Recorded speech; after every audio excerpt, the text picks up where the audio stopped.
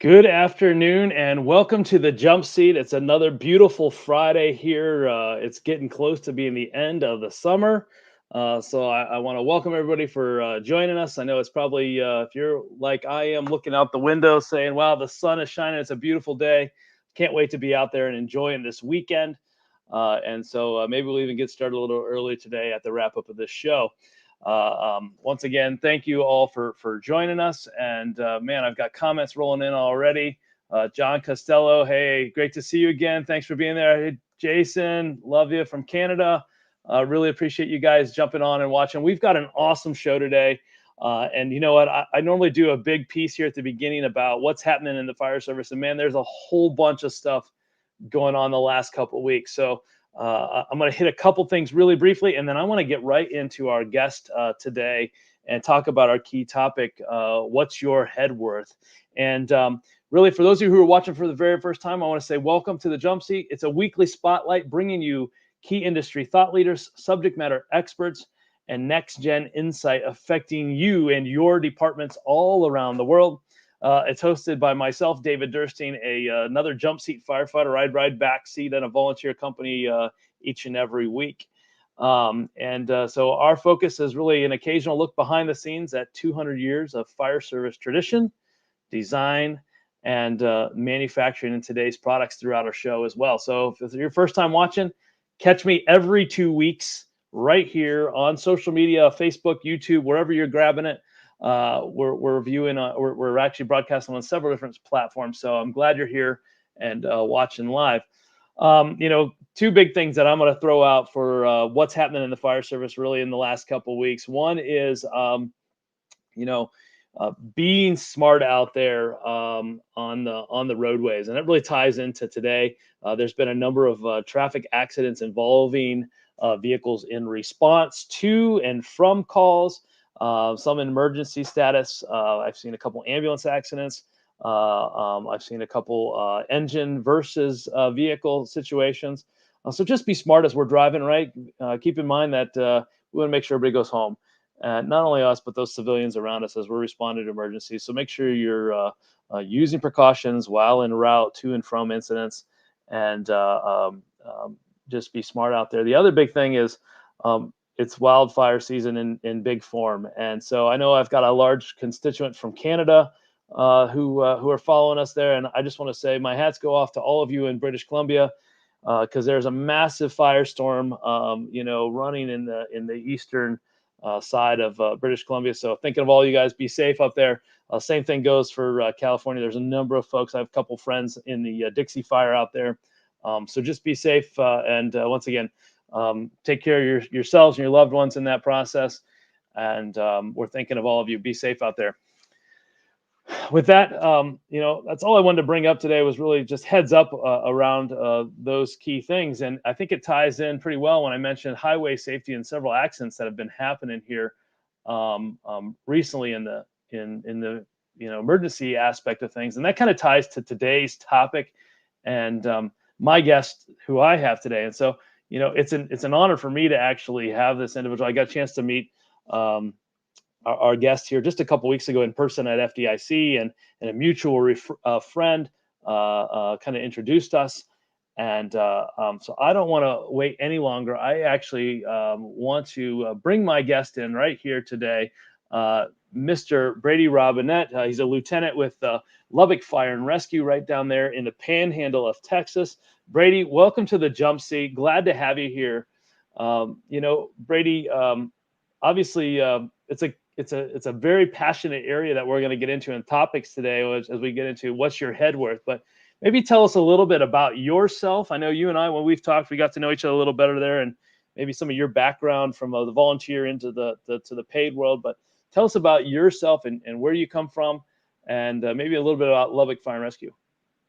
Yeah, so 14 years ago, I started volunteering with Wolfforth Fire and EMS, mostly rural department. There's a small city we serve, and I had a full-time job. I worked as a software engineer at that time, and started volunteering. And I was like, man, this is awesome. And about after 4 years, I was like, they were really paying me for this. And so I decided to go full time at Lubbock Fire Rescue, and still volunteer today. I serve right now as a lieutenant with Lubbock Fire Rescue. It's a larger department. We have 19 stations, getting ready to start on our 20th. We have just under 400 suppression personnel. And so, yep, that's kind of a little about me. That's a great thing, and obviously we all get bitten by the bug. It's amazing how many people have actually started as volunteers and moved in and transitioned into the professional role of that, or work like myself in the field day in, day out, building some of the best equipment for you all to utilize. And so, the topic for today is what's your head worth, and really maybe give us a little insight. How did this topic even come to fruition to you? And I know a lot of people are following. They're like, I don't know what this is going to be about. What's happening here? So where did your passion come from? And what drove you to this topic and roadway safety? So on January 11th of 2020, I was off duty that day, but it was a Saturday. We'd had some weather the evening before, so the roads were still spotty that morning. If you want to show that slide that I have there, I'll talk about it more. But engine 2 was in a block right position for an initial wreck. You can kind of see right there in front of engine 2 that they were working. Engine 4 was also on scene as a secondary block. And a third accident happened that you can kind of see the tag for way up ahead. And the crew of engine 2 walked ahead on foot to go see about those. Well, a vehicle came from the opposing lane, southbound.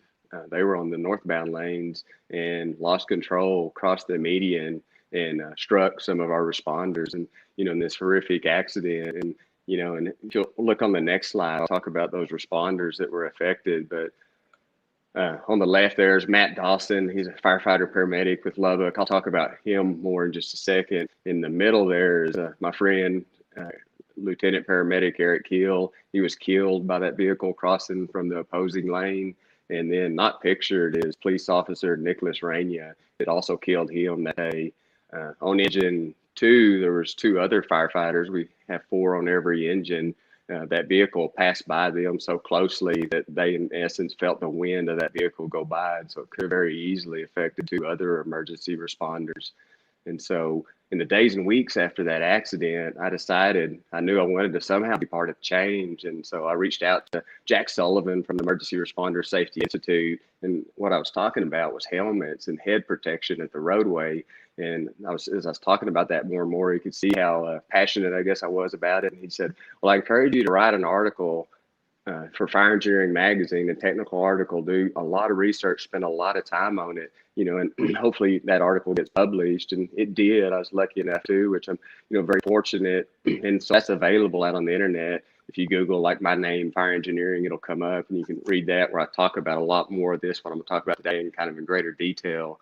And then, yeah, like David said, I got an invitation to FDIC after that to also talk about this topic there, and really fortunate to get to speak about it there. But to really talk about how I got to this decision, show the next picture there, and it's all of their stories, all of those guys on that previous page, but definitely Matt Dawson here. So on the left is Matt and his family before the accident. In the middle was Matt about 2 months or so after the accident.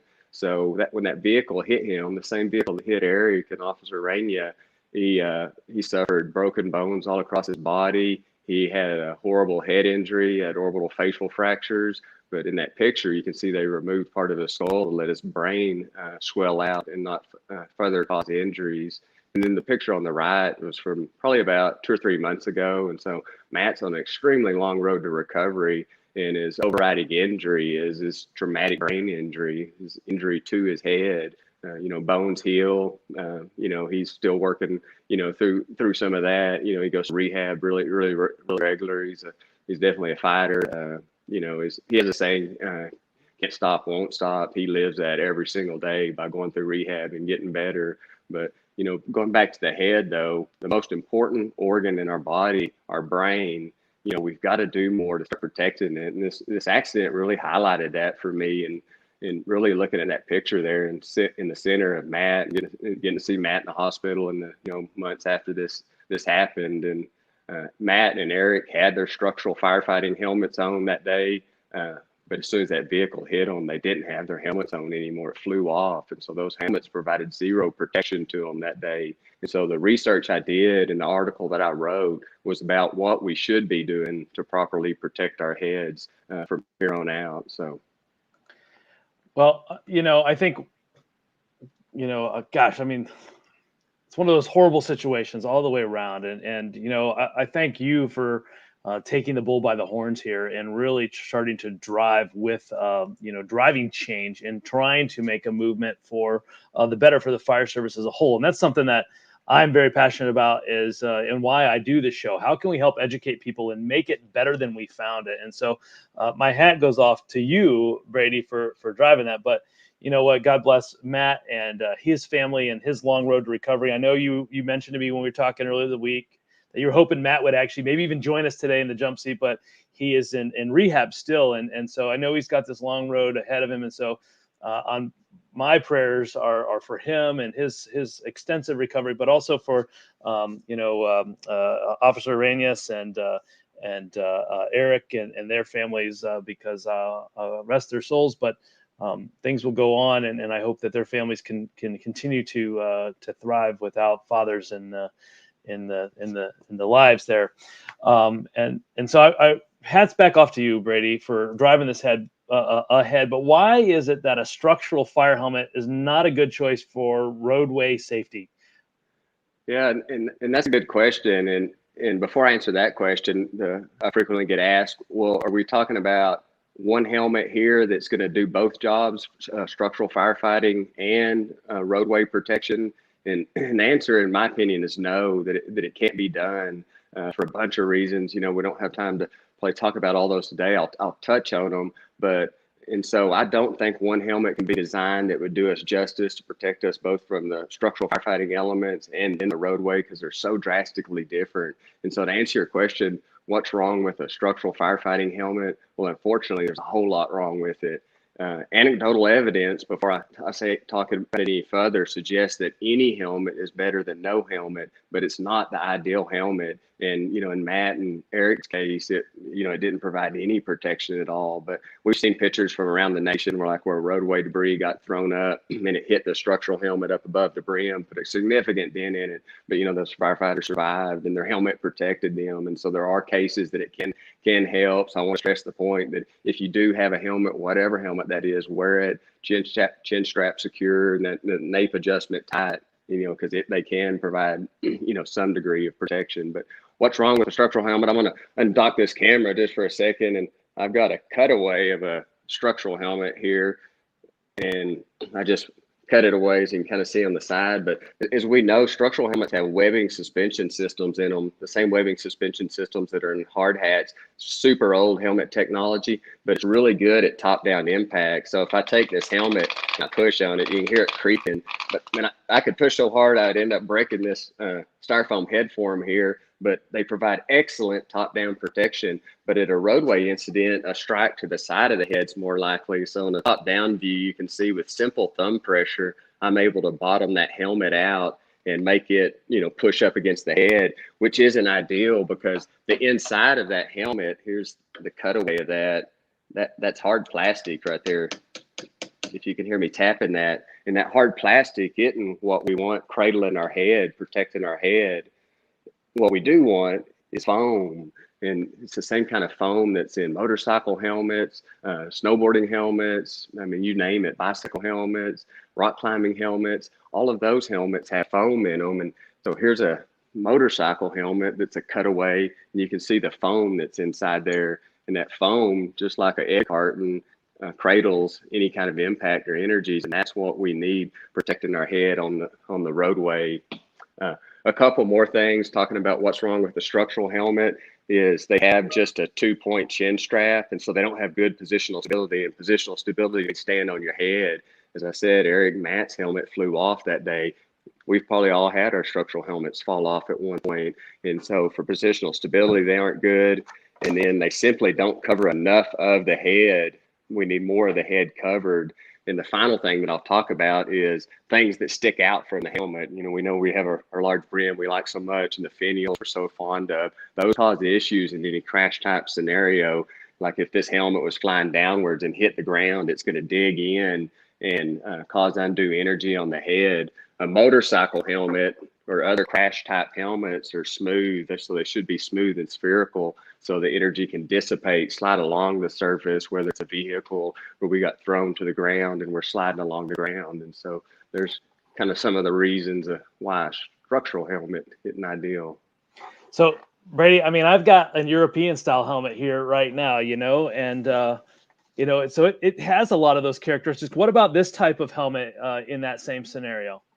Yeah, so that helmet would no doubt be safer on the roadway than a traditional structural helmet, but it still is not ideal by any means. In the inside of that, I don't know if we can see it from your camera there, but it still has a webbing suspension system in it, just like the traditional structural helmets. And so webbing suspension systems are not ideal. They're not good for any kind of crash or side type impacts. That helmet, the reason why I say it would be safer is it has a more significant chin strap in it. They call it a 3-point chin strap, but it looks like a 4-point chin strap. And they're designed and tested to ensure that they stay on the head. So it stay on the head. And we physically, with those European helmets, have more of the head covered. But in between the more of the head covered, there's really no foam. And it's that foam that we need in there protecting our head, cradling our head from, the high velocity impacts like we may see in a strike by a vehicle.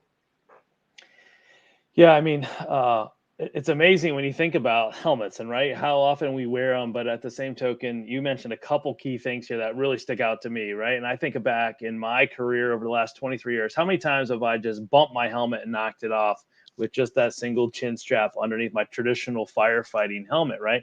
Or you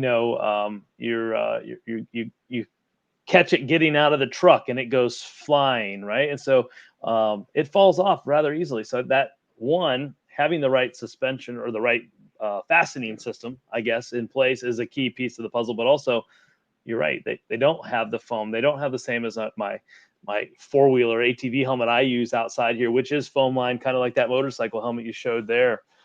So there is definitely a difference. So, when you think about this, what is an appropriate helmet? What does it look like? What's the future hold here? I wish it was an easier answer, and unfortunately, it's not. And the reason why it's not is because there's not a helmet standard. Will you show that slide with all those colored bubbles on it? And so Absolutely. to kind of make my point here is these bubbles kind of indicate some of the industries or sports that there's helmets for. And in essence, nearly every one of those has a helmet standard behind it. So a governing body said these are the attributes. And if you think about each of those, like a baseball helmet versus a water polo helmet or a riot helmet or a ballistic helmet, they don't even look the same. They're way different. And the reason why is because the hazards are different and the needs of the wearer are different. And so on the right in red, I have all the areas that NFPA, the National Fire Protection Association, has a standard for helmets for firefighters. So for wildland, structural, ARF, search and rescue, swift water, there's a standard that NFPA developed that said here is the helmet and the criteria that it must meet to be worn by firefighters. But something that firefighters do more often than any of those disciplines on the right is respond to the roadway. Yet we don't have a helmet standard developed by any governing body to say this is what the helmet needs, to look like. Here's the minimum criteria that it needs to meet. Going back to the blue bubbles, like what if back in the day when football came about, we said, you don't deserve your own helmet, maybe like you need to just wear one of these other helmets, you need to wear a skateboarding helmet, right? It wouldn't be appropriate. You couldn't mix match any of those and it wouldn't be appropriate. It wouldn't be the right helmet to have on your head. It wouldn't be appropriate. My point with all that is a missing piece of the puzzle is a helmet standard for emergency responders. And what I'm making a push for is that everybody on the roadway has their head properly protected, not just firefighters, really everybody that's mandated to wear a high visibility vest. So EMS, law enforcement, tow truck operators, DOT, the list goes on and on, safety service patrol. And so Without a helmet standard, though, is where we find ourselves today. And so what do we do about that? Well, we've got to select a helmet from something currently on the market, what we determine would be the best helmet, and start wearing that, in my opinion. Thinking back to that picture of Matt where, part of the skull's gone, just imagine if he would have had a helmet on, like a significant helmet that provides significant protection, like a motorcycle helmet or something. No doubt his injuries would be less. To what extent, I don't know. The smartest scientist wouldn't even know that, but they would be less. We know that. That's what helmets do, is they protect heads. Could he have walked away from that day with maybe just a severe concussion with a significant crash-rated helmet on? I like to think so, and that's where I hope to get with this. But in my mind, there's no doubt that with an appropriate helmet on, will reduce the number of line of duty deaths, and will also reduce injuries, debilitating injuries, or whatever the case may be. And so in that fire engineering article, and there's some other resources online, like on Emergency Responder Safety Institute's website, there's a learning module that goes into this more detail. But I really identified about 20 criteria that I said is important for selecting a helmet from one that's on the market today, and determine which one's best for us. And I think it can be different for every organization. That's why I'm giving such a long answer, is because we don't have a helmet standard, so we can't just say go buy that one. And so I think every organization needs to do their own due diligence. I'll show you what helmet we selected in Lubbock here in a second, but don't just say, okay, I'm going to select that one. Do some research. Read some of that information out there, and because there's pros and cons. The helmet we selected doesn't provide the maximum protection. And the reason why is because the biggest helmet, a really large motorcycle helmet or a NASCAR helmet or something like that, would provide the most protection. But as a firefighter, we probably wouldn't be able to get in the compartment and provide patient care. But, some of the criteria, though, are like service life. How long is this helmet going to be around? Does it have those external projections sticking out like this helmet does, or is it smooth and spherical? Does it have good positional stability? Does it stay on the head? So I identified about 20 different things there. But the helmet we need to start rounding this question down is a helmet that has foam in it instead of a webbing suspension system in it, a helmet that will stay on the head, that's not going to fly off, so it's in place when it's needed most. And what's that going to look like? Well, my short list got me down to 3 different helmets, and one of them was this helmet, an off-road dirt bike helmet. I'd love to have this on. Maximum protection, chin bar protection, but it's just simply too big, and it'd be super hot to wear. And so I was like, well, that's not going to cut it. And so then I kind of went down to like a 3/4 shell motorcycle helmet and said, what about this? Would this be good? Yes, it would provide maximum protection. It's just a little less protection on the chin, but it covers our ear, so we're not going to have good situational awareness on the roadway for like screeching tires, that kind of stuff. And so, and those helmets also are one size, or have to be fitted to each wearer, and they make many different sizes. And logistically, that causes an issue, like in the fire service, like distributing these helmets and all that kind of stuff. But the helmet that we ended up selecting was this helmet, this orange one. We selected orange for high visibility. We got retroreflective striping on there, but this helmet is sold as a search and rescue helmet. Some of the Texas Task Force 1 and 2 teams, I believe, wear them. The FEMA teams wear them. It's I think authorized helmet on that, but you can see from the inside it has foam in it.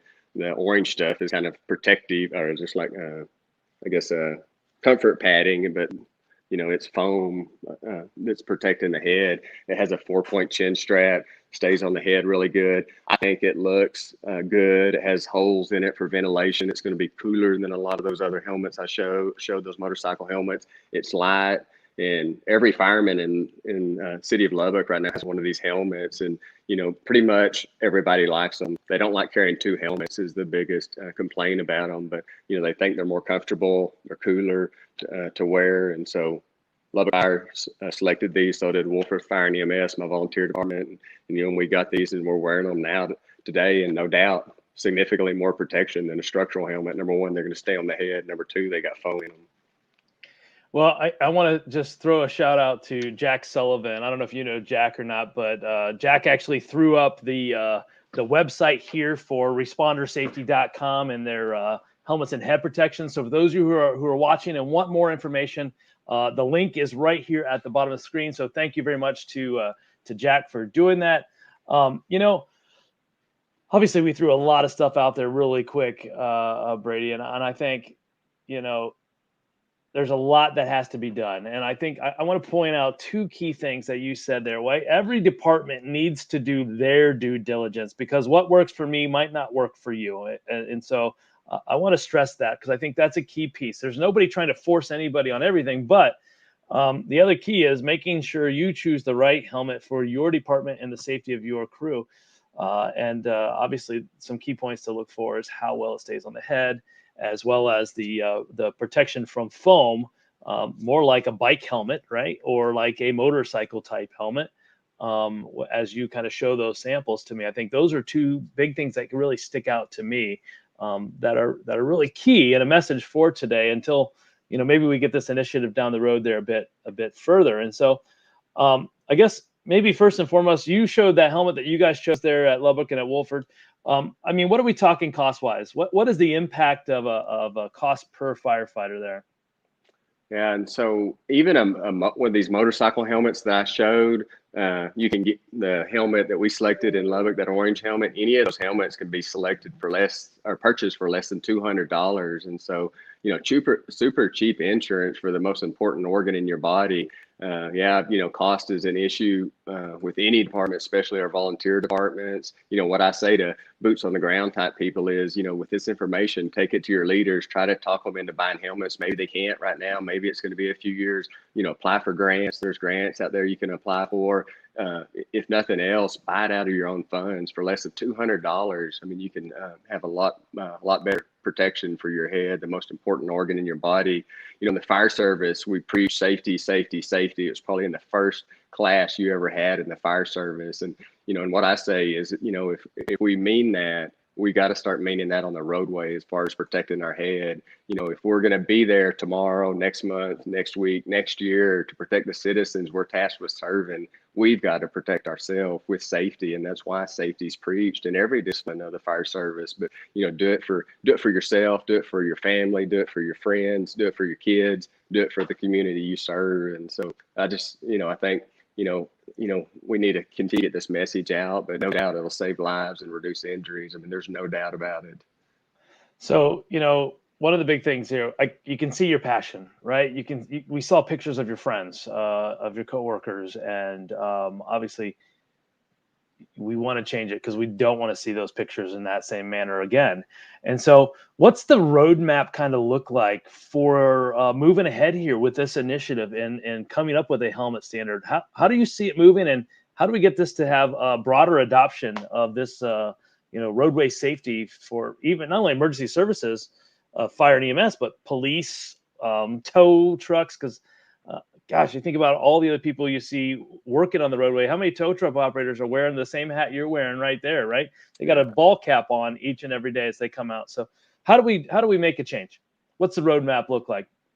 So the steps we can start taking today, tomorrow, what I've been talking about is, us, y'all, each one of y'all on this call, start talking about this, start selecting helmets to wear, that are going to appropriately protect your head on the roadway. Purchase those, start wearing them on the roadway, do a press release around it. It'll give your department good PR for being safety, aware, safety conscious, all that. It'll also help get the word out. But the more we get the word out about this, the more departments say, yes, we're going to select better head protection for the roadway, the more those in higher positions that really can influence this will start, opening an ear and listening. But what really needs to happen, and I mentioned it earlier, is a helmet standard get created, for emergency responders, for roadway workers, that's designed specifically for us. But that's really years away before that happens, even at best. And then a helmet makes the market. And so short term, select a helmet, tomorrow, next week or whatever, get your head protected,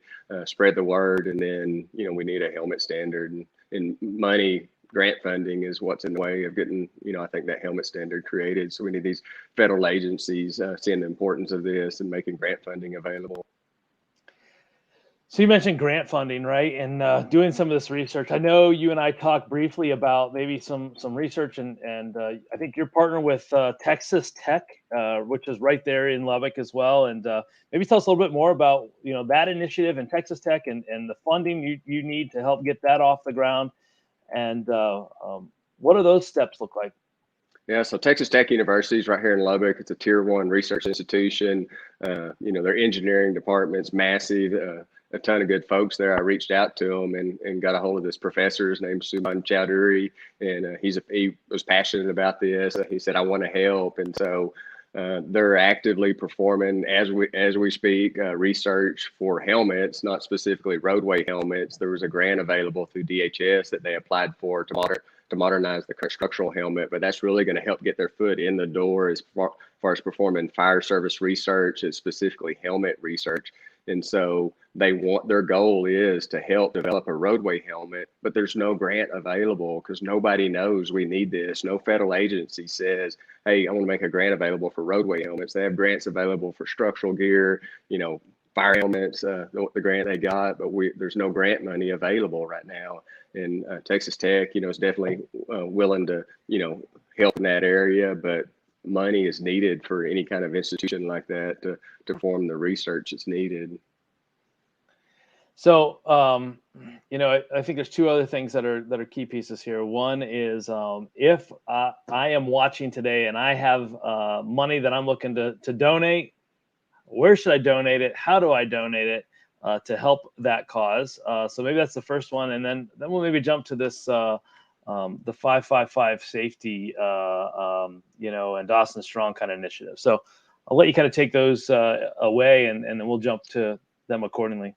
All right, yeah. So, like an individual wanting to donate, I don't think we really have an avenue for that right now. I don't need money. All the work I'm doing is for free. I don't get paid for, selling helmets. I don't sell helmets. I'm not in bed with any helmet manufacturer. As far as research performed at an institutional level, it's extremely expensive. It's big time money to get this type of stuff done. And so, I think it's, probably more than likely going to be a, federal agency or something, pony up a decent amount of money to say, "Hey, we want a roadway helmet standard developed." And so let's, contract, the grant would be available to anybody across the United States to apply for it, but they would determine the likely forces that a head may see, and then they would develop a helmet standard to appropriately protect the head, keeping in mind the unique duties that we need to perform on the roadway. And so, yeah, and talking about 555 safety and Dawson Strong.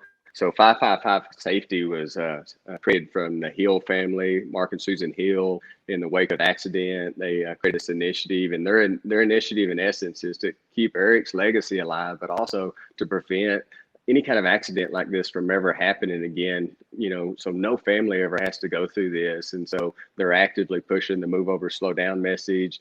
So if you get a chance, please go follow them on Facebook. They're doing a ton of good work to help keep us emergency responders safe on the roadway. And then Matt Dawson via Dawson Strong 972 has a Facebook page. You can follow his awesome recovery, the hard work he does day in and day out. Matt's such an awesome guy. So go follow him. He's so funny. I got to do an interview with him the other day. He's just a mess. I really love that guy. But they have a scholarship for got folks wanting to be firefighters, and so a fire academy scholarship that they help with. So they're doing a lot of good things. Both those organizations are both vocal advocates for this roadway safety initiative also, and helping me get the message out.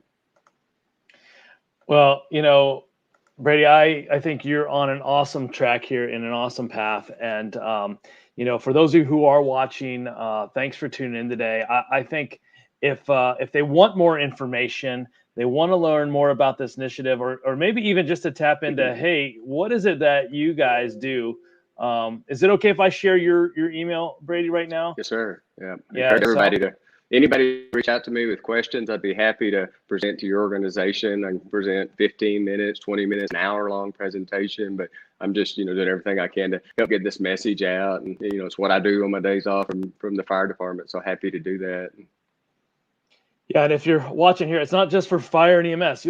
Anybody who's working on the roadways and the importance of this. And I know we didn't really get into it in the show here, but we talked about it, that these struck by accidents are happening more and more and more. And it is critically important, particularly from the fact of those emergency responders, those highway workers, those folks who are out there trying to make it better and safer place for everybody, as well as help people in need. And it's no need for us to become victims in the same time ourselves. So, Brady, any last things or words that you want to leave any of the viewers or followers here with today? Well, so two things. So thanks so much for having me on the jump seat, helping me get this word out, David. You're awesome. I appreciate it. And I finish every presentation with, what is your head worth? It's a great question, and that is the title of today's show. And so, Brady, good luck to you. I'm going to do what I can to help promote this message. I'd ask all of you who are watching today to share this episode. If you don't share another one of my episodes or previous ones, please share today. Help get this word out. I think it's an important message and something we all need to consider. All the other specialty gear that we have for the different applications and situations we face. What are we doing to protect us on the roadways? We started getting everybody vests. We're making sure we have better illumination. But what else are we doing to protect our heads here? And so I think this is a great question. What is your head worth? Brady, thank you so much for joining us on the jump seat. I really appreciate you coming here, and good luck to you in this initiative. And we'll catch you here again soon. Thank you so much. So, actually I had a whole bunch of stuff coming in here. Patty Cahill, thanks. It's a great message. And he's shooting a shout out to Brady there as well. Jack Sullivan's giving you a good job there as well. Really do appreciate it. And Mr. Costello, once again, you're right. It's very enlightening. It's a great message. And so please help me get this word out. Help Lieutenant Brady get that word out and share today. I love it when you guys share our message. Keep in mind that I love hearing new ideas for the show, as well as, feel free to comment on any of our feeds, as well as contact me directly. My email is right there at the bottom. I want to hear new ideas or concepts, so I can make sure we're getting the right content and messages like Brady's here today to you all on the jump seat each and every week. We're going to be here again in 2 weeks from today. Hopefully you liked all our shows. We had a whole bunch of them 2 weeks ago from FDIC. We're going to continue to provide great content and great information to you on a regular basis. Check me out live on Facebook. You can follow us on thejumpseat.com, as well as idexfireandsafety.com/thejumpseat, as well as our various media outlets and social media as well. So I want to thank everybody for joining us here again today. I hope to see you again in the jump seat here in 2 weeks. I believe that's actually September 3rd is the next date. So once again, thanks for tuning in. Have a great couple weeks. Be safe out there, and tune in for the next episode of the Jump Seat.